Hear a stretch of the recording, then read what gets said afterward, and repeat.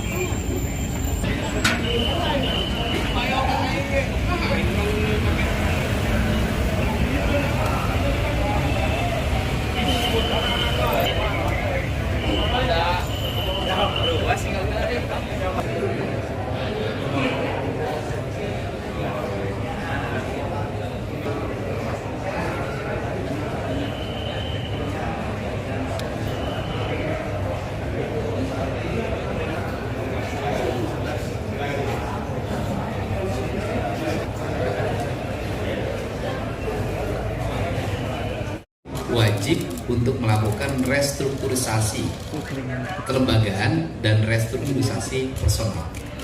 Restrukturisasi kelembagaan hari ini sudah diputuskan. Hanya 6 jabatan direktur utama dan 5 direktur serta 6 jabatan komisaris. Artinya turun 1 jabatan dari sebelumnya. Dari turun satu jabatan itu kami sudah melihat ke depan, berarti ada nilai angka keuangan yang bisa terefisienkan menjadi penambahan modal atau peningkatan dividen. Kemudian yang kedua adalah mengefisienkan seluruh belanja yang ada di Bank Jabar atau BOPO-nya. Biaya operasionalnya harus terus diefisienkan. Misalnya contoh saja, kalau dulu misalnya angka biaya promosi Bank Jabar itu mencapai angka 400 miliar. Hari ini saya sudah meminta di bawah 100 miliar. Terus angka-angka yang lainnya harus mengalami penurunan dari angka tadi 700 sekian miliar.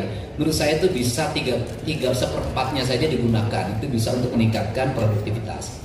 Sehingga BOPO-nya itu kami mengharapkan ke depan tidak di kisaran 90%, tetapi di kisaran 45-50%. Kemudian berikutnya adalah Bank Jabar harus mulai konsolidasi ke internal layanan dasar. Internal layanan dasar adalah melayani para ASN, Pemda Jabar dan Pemda Banten. Nah, kemudian yang berikutnya baru ekspansi. Ekspansinya harus sangat selektif, penuh kehati-hatian, mempertimbangkan berbagai segala kemungkinan dengan berkaca pada pengalaman masa lalu yang telah terjadi. Kemudian yang berikutnya adalah sikap dari Pemda Provinsi Jawa Barat sebagai pemegang saham. Ada angkanya 36% saham. Sikap kami mengedepankan sikap profesionalisme. Sikap profesionalisme itu bisa dibuktikan dari komposisi yang diusulkan. Kemudian kan disepakati oleh seluruh pemegang saham.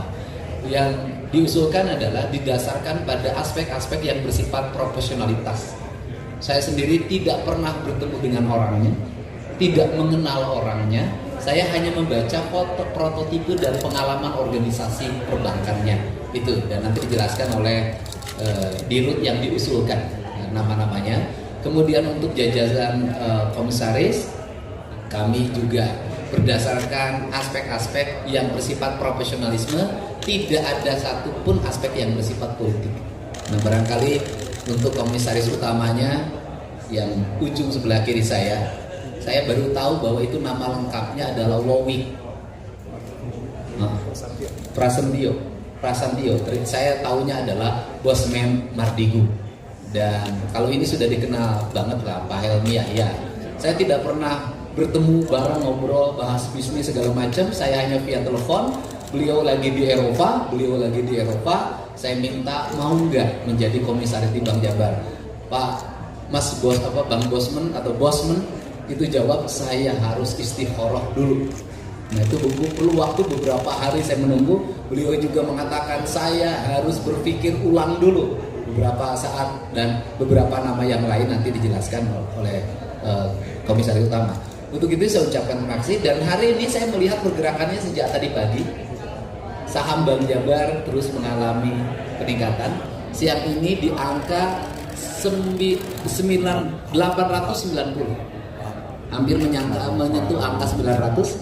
Kemarin sudah saya menjabat jadi gubernur itu kisaran angkanya sebelum saya dilantik, setelah dilantik kisaran angkanya 600, 700, sekarang udah naik. Artinya bahwa pasar menyambut positif RUU PKS yang dilaksanakan ini. Mudah-mudahan ini adalah hadiah terbaik bagi masyarakat Jawa Barat dan Banten, karena TBK juga masyarakat Indonesia. Terima kasih. Pak, pengurangan ini apakah dampak dari kasus PJB yang kemarin, Pak? Pengurangan anggaran tersebut apakah dampak dari kasus PJB yang kemarin? Pengurangan anggaran bukan dampak kasus, tapi logika usaha. Itu logikanya tidak memiliki akuntabilitas. Saya boleh kalau saya mengkritik misalnya, anggaran untuk pemasaran mencapai 600 miliar. Tapi yang dipasarkannya malah ngemplang.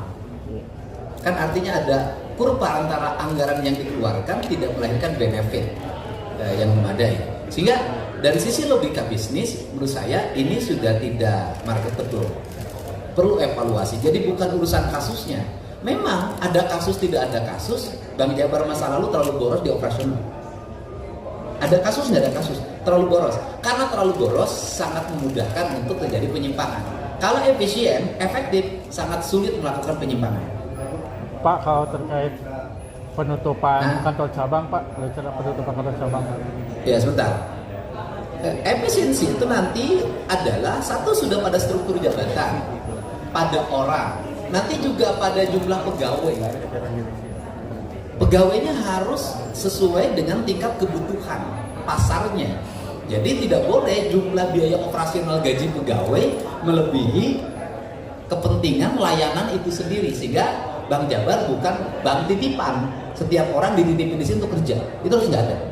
Terus yang berikutnya adalah kantor cabang yang tidak lagi efektif harus ditutup, karena kita ngomong bisnis bukan ngomong politik. Sudah ada, Pak, datanya berapa banyak kantor cabang? Ya itu yang putusin dia sih, bukan saya, nggak masa putusin. Alasannya adalah saya ingin memilih orang-orang yang dipercaya oleh publik dan memiliki pengetahuan yang cukup serta pengalaman yang kuat di bidang ekonomi dan keuangan. Itu alasannya. Jadi kita harus memilih orang yang dipercaya oleh publik dan memiliki pengalaman, Mas. Kalau diskusi malah hanya baru bertemu 2 kali. Saya lebih banyak lihat pemahaman dan pengayaan pengetahuan tentang ekonomi, tentang politik, dagang, dan seterusnya.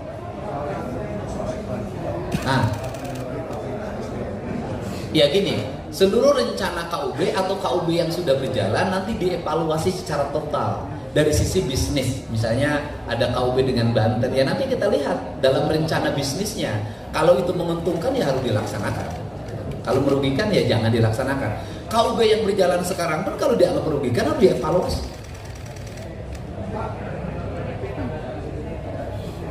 Kenapa? Iya, lengkap, tidak ada korupsi lagi. Satu, pemerintah provinsinya tidak boleh mengintervensi Bank Jabar. Kedua, gubernurnya jangan mau dilayani oleh Bank Jabar. Dan saya nggak mau dilayani. Saya sudah bisa melayani diri saya sendiri. Nah, kemudian berikutnya adalah jajaran direksinya harus jujur, karena kita berkomitmen. Saya mengorbankan seluruh apa yang menjadi ego politik saya demi profesionalisme, demi keberlangsungan Bank Jabar, maka amanahnya harus dijaga dengan baik.